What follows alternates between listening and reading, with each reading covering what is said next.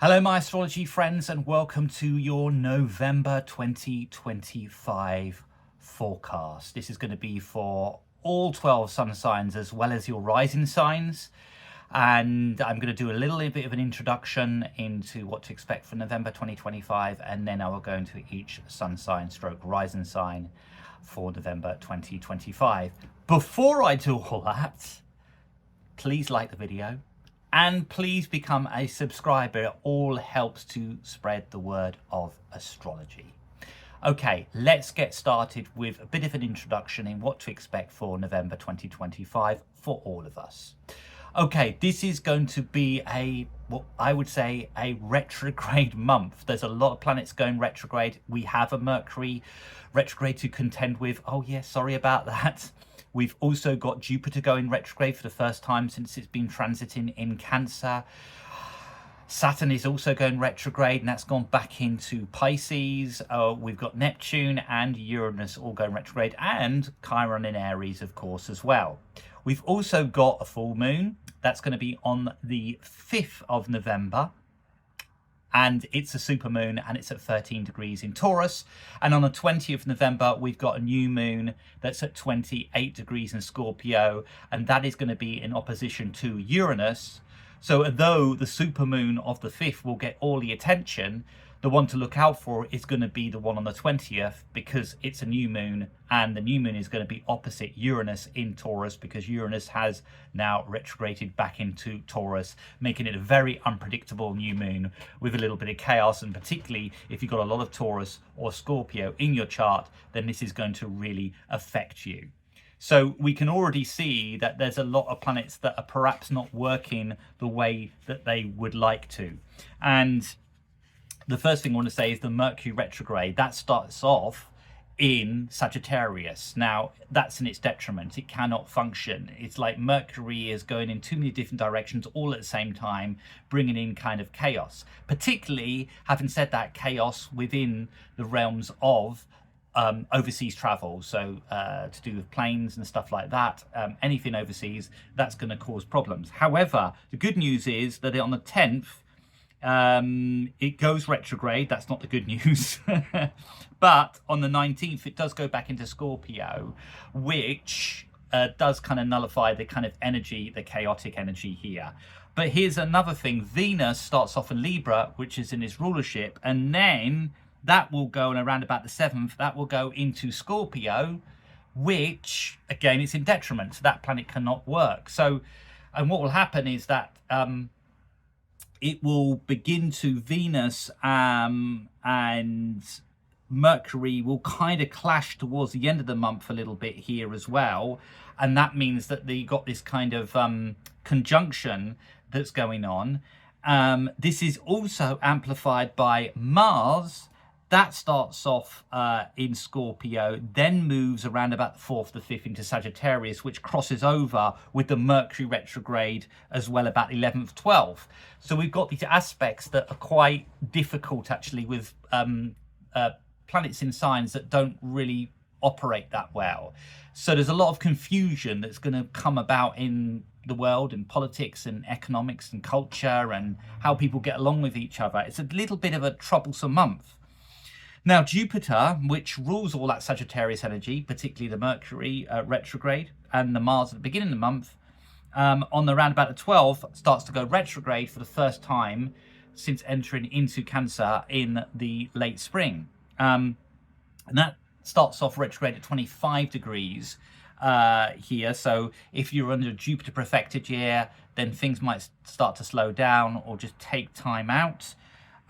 Saturn, well, that's still going retrograde, starts off at 25 degrees in Pisces. It's back in Pisces, but it does go direct around about the 28th of November at 25 degrees and 9 minutes. So that is actually going to be moving forward, which is great, particularly if you're in a Saturn perfected year. And the other big news that we have to look at astrologically is, of course, Uranus. Uranus starts off with Gemini, but then goes back into Taurus, which will be his final time on the 8th of November. So again, really kind of interesting because if you're a Taurus or a Scorpio that thinks, oh, you know, Uranus is crazy, it's going to happen again, things are going to get crazy again.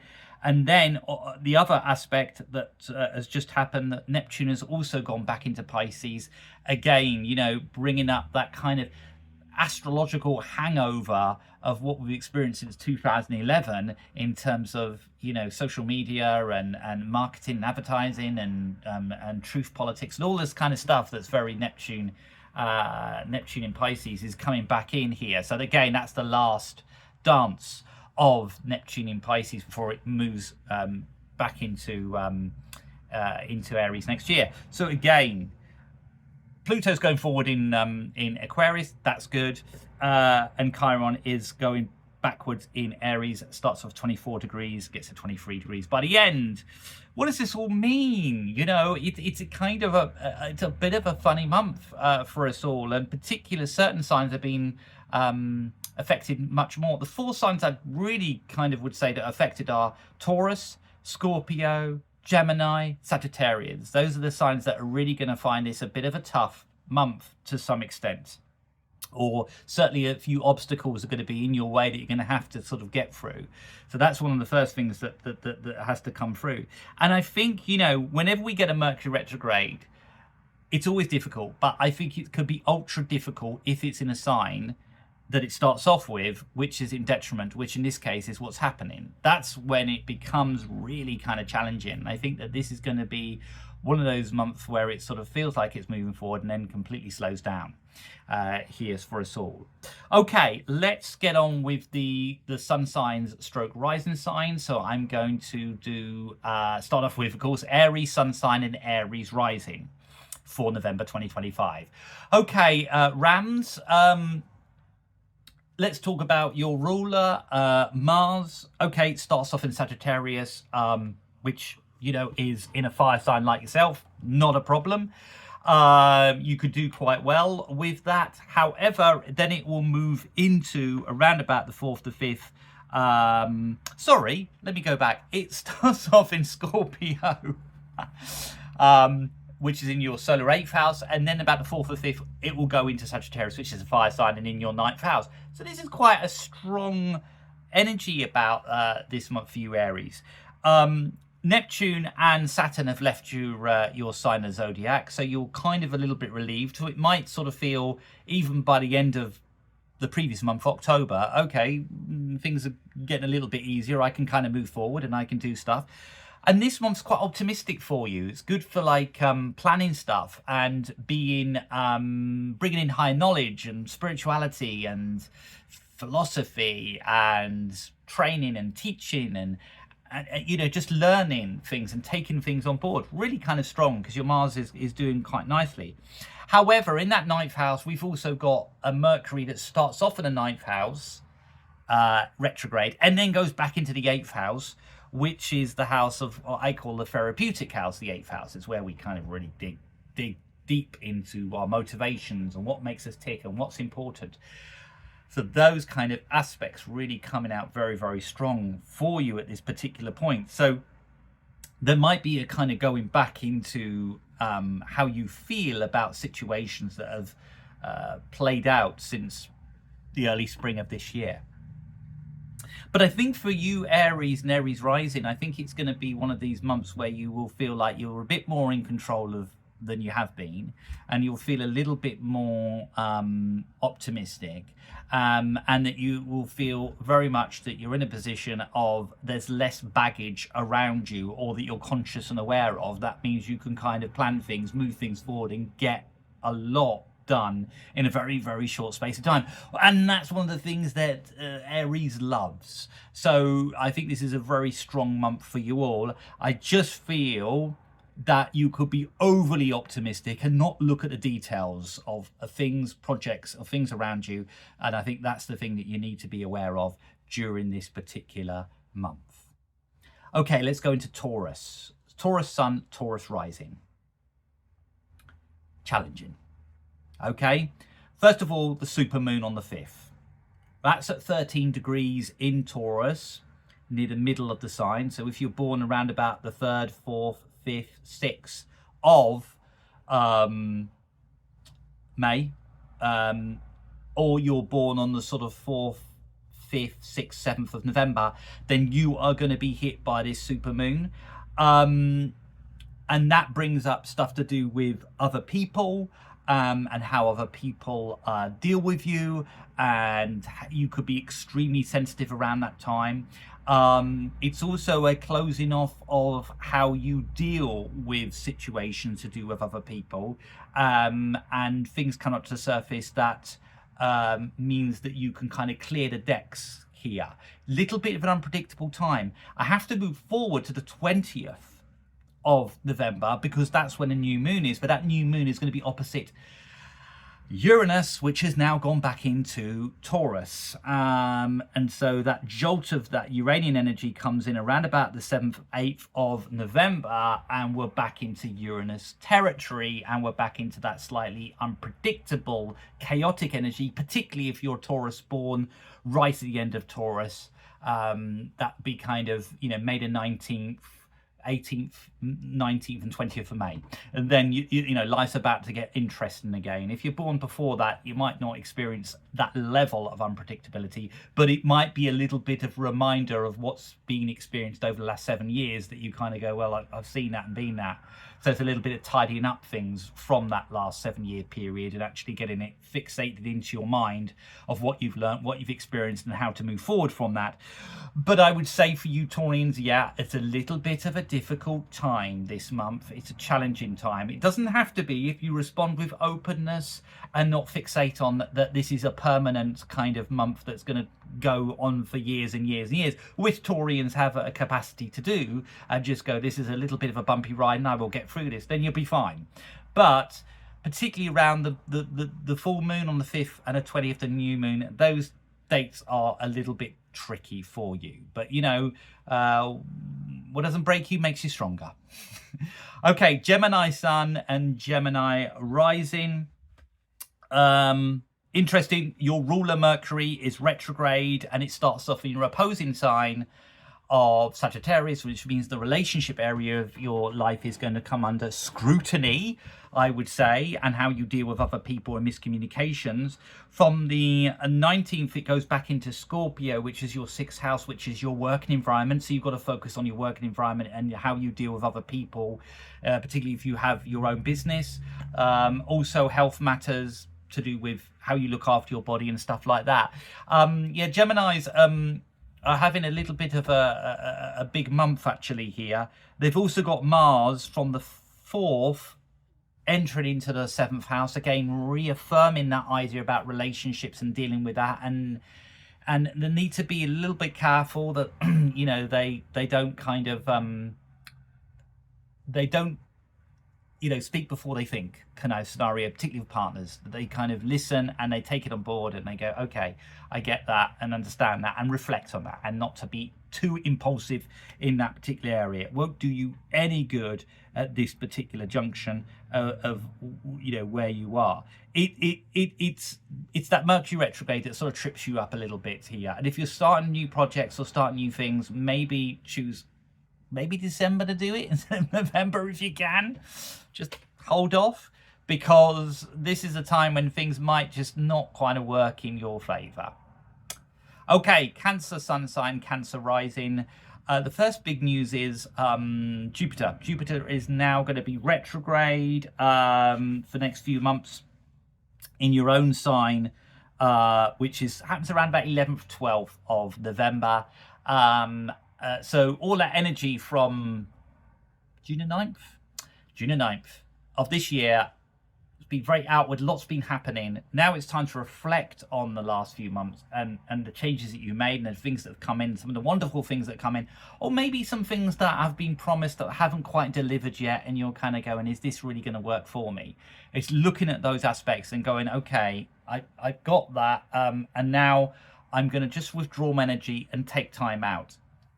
There's still things and good stuff that are going to be happening with you, and still that kind of new cycle energy, but it means it's not going to be as frenetic as it has been over the last 3 or 4 months. And I think you'll find that you're able to judge things a little bit better, and just take a little bit of time out for yourself, which I think is going to really kind of help you in a lot of ways. for me, it's a kind of quite a busy time for you. The new moons and the full moons don't really hit you that much at all. They sort of keep things a little bit quiet. But I think, one of the main things I think here is the friendship levels, because Uranus is going to go back into your 11th house, and that means that friendships might go a bit unpredictable, a little bit sort of uneven in how they sort of go about. So that to me is the thing you've got to be kind of watchful of here. And I think that you can get a lot out of this month, but without pushing anything, without having to kind of force agendas through or get things kind of moving. Saturn is going retrograde, which is the rule of your 7th house, which is other people. So it might be that people are becoming less of an influence over you this month, which means you can concentrate on what you want to do and what's important to you and make the right decisions going forward. Okay, let's go on to Leo Sun, Leo Rising. Okay, Leos, it's a kind of it's a quieter month. Like Pluto in your opposite sign is going forward, so I'm not going to talk about Pluto because I've talked about Pluto in your opposite sign for ages. What I'm going to talk about is I'm going to speak about Mars. Mars is traveling in a fellow fire sign like yourself from around about the 5th, and that's in Sagittarius in your 5th house, which is your natural house in the Zodiac, and it's a house of self-expression and creativity and all those kind of things. And that means you can put a lot of activity into enjoying yourself, to meeting with friends, to being quite social, to being the center of attention, which a lot of Leos like. Not all Leos, but a lot of Leos can like.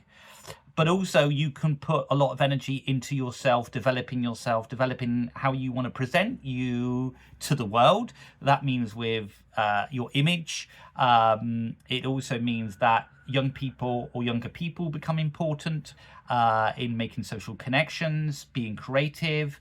You could be a little bit speculative during this time, a little bit too much. You've got to watch that. But generally speaking, this is a very, very strong month for you, where I think that you will enjoy yourself and have a little bit of a time off from the sort of plutonic shifts and transformations that's been going on this year.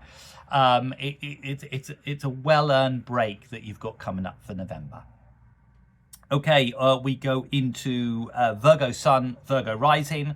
Mercury, your ruler, retrograde from the 10th, 9th, 10th.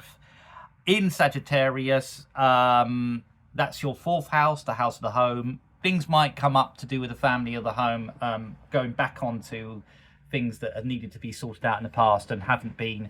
And also, if you're looking at moving or stuff like that, or been contemplating that you may re-look at that and then change your mind again. Retrograde is never a good period to make a firm decision. It's always to reflect and to look at the motivation as to why you're doing that, and that can work a lot better. I just feel like this is for a lot of Virgos, because that Mercury retrograde, I think it's a bit of a slow month for them. You've also got Saturn and Neptune in your opposite sign. If you're born right at the end of Virgo, around about the sort of 21st, 22nd of September, just before the autumn equinox, then you're going to feel that Saturn and Neptune energy, which is a bit confusing because those two are sort of in conjunction with each other and are completely poles apart in terms of the planetary energies. One's like about structure and self-discipline and duty, and Neptune's about diving into the ocean without a lifeboat and seeing mermaids and mermen and just sort of basking in this kind of utopia. So there's a pull at that polarity point. So that's about dreams and also the practicability of those dreams and the battle that goes on there. And that might be a battle that needs to happen with you in order to put visions and quests for the future and see which ones are going to work. So it's a bit of a funny one, because I don't think you'll come into any conclusions. I just think you're kind of feeling a little bit swept up by Neptune and a little bit restricted by Saturn. But again, that's not permanent. That's just where you are right now. Okay, Libra Sun, Libra Rising. Right, Venus starts off in your own zodiac sign, you know, right on at the beginning.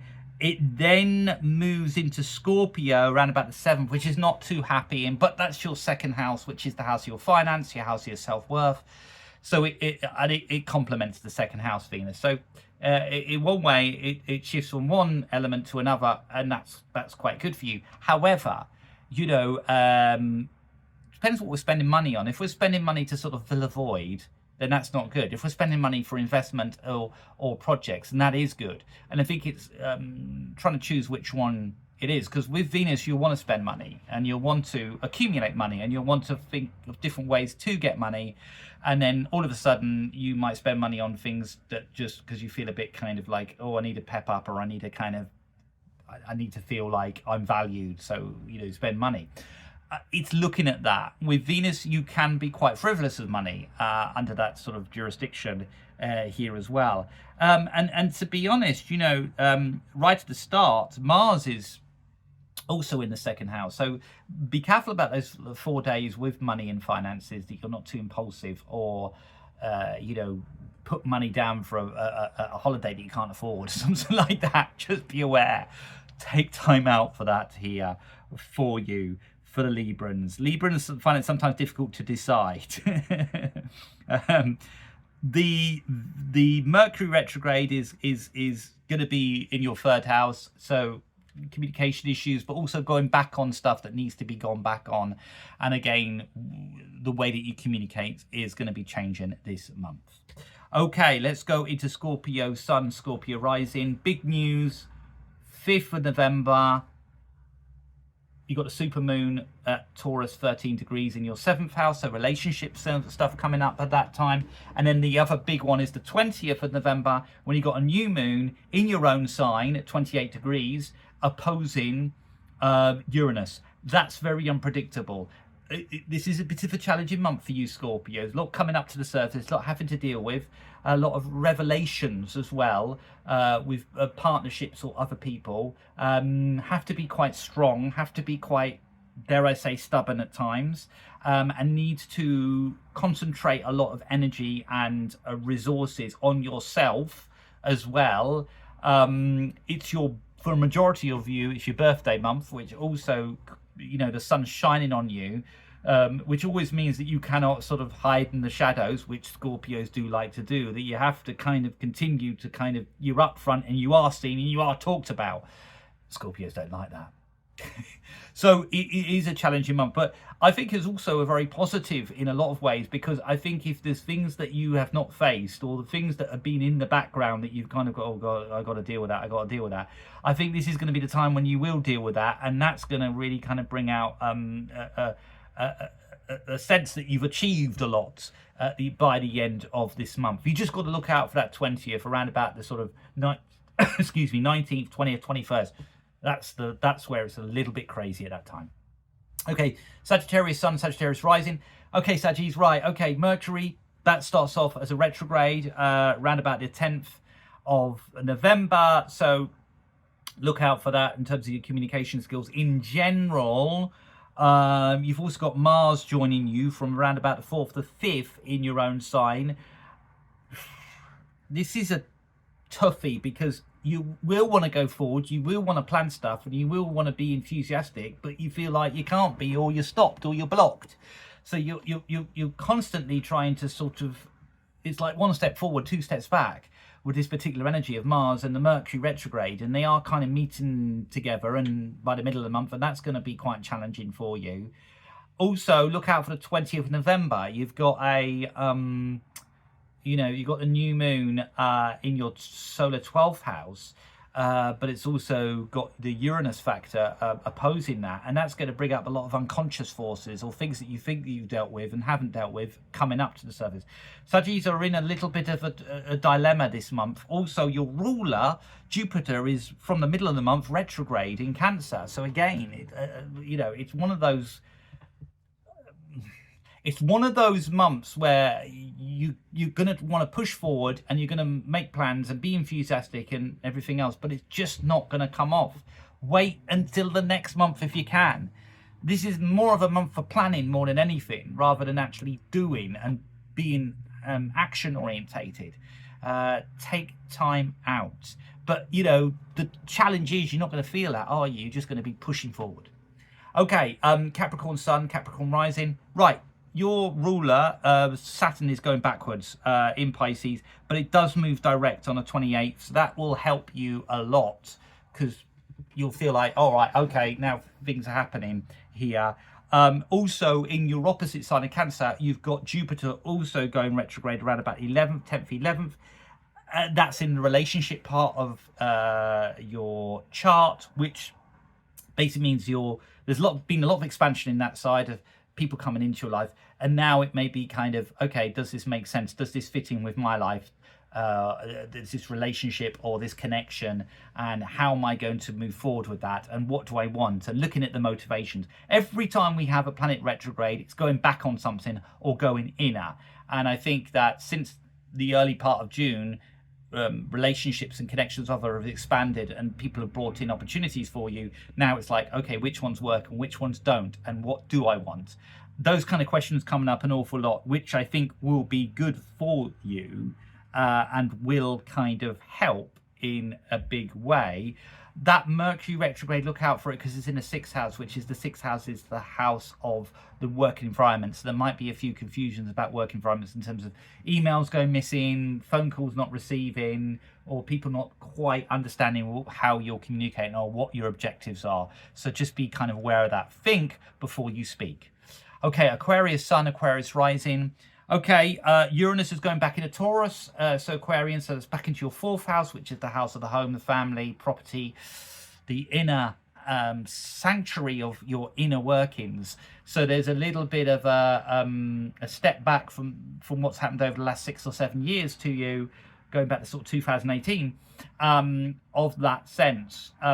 This is the last dance of Uranus in that particular position, and all that means is that what are the lessons that you've learned over the last 7 years? What are the experiences you're going to take forward? How are you going to move forward with those experiences? You know, where is your emotional security coming from now? When it goes back in April next year, back into Gemini, you know, that's going to be kind of like your creative life is really going to sort of take off and stuff like that. There will be seeds that have already started to plant, but that's going to be quite significant. And I think for a lot of Aquarians, this is kind of, it'll feel like a little mini earthquakes just hit again. There might be something to do with property, there might be something to do with a possible move, or something that could fret but not actually happens in that kind of realm. It could be that you just feel a little bit more insecure about your home environment or your family, and you've got to learn over the last 6 or 7 years that things can be transitory and things can move forward.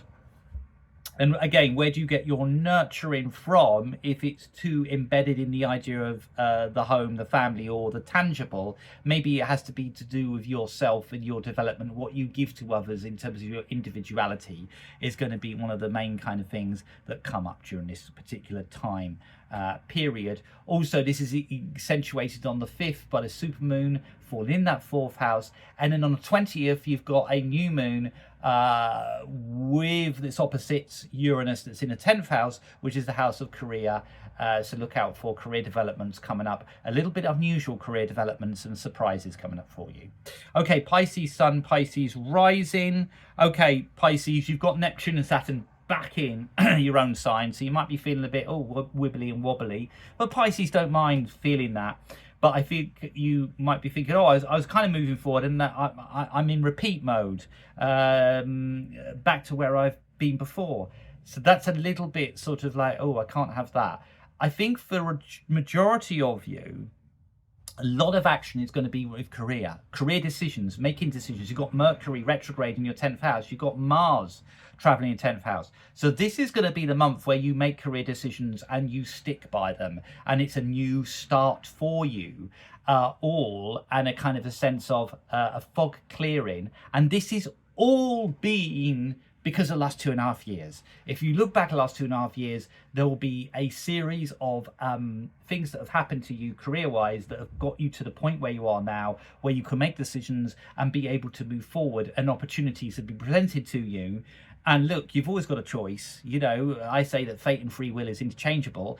And within that, you know, you could decide to go back to where you've been before. My advice would be, stick with what you got and build on it and use it, and let it take you somewhere that you've never been before, particularly in your career and your status and where you're going, because I think you might find a few surprises, and actually it opens up other doors for you and other possibilities. There we go. So thank you very much for watching. Please subscribe and like the video, and keep watching for more videos on astrology, and I'll speak to you all very, very soon.